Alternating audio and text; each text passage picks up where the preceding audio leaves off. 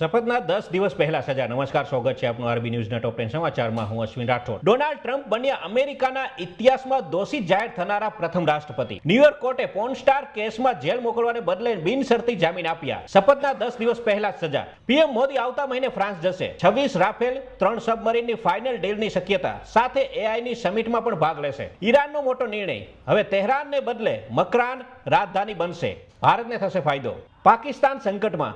પરમાણુ ઉર્જા આયોગના અધિકારીઓની મુક્તિ માટે ટીટીપીએ શરતો મૂકી. આજથી રિવરફ્રન્ટ ખાતે પતંગ મહોત્સવનો થયો પ્રારંભ. 600 થી વધારે પતંગબાજો લેશે ભાગ. લુધિયાણા વિસ્તારના આમ આદમી પાર્ટીના ધારાસભ્ય ગુરપ્રીત બસી ગોગીનું ગોળી વાગવાથી થયું મોત.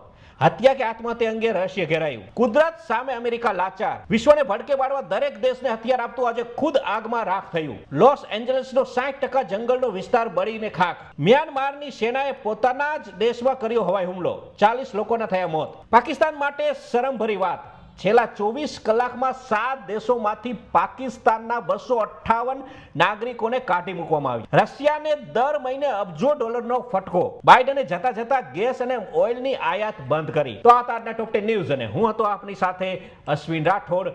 જય હિન્દ, જય ભારત.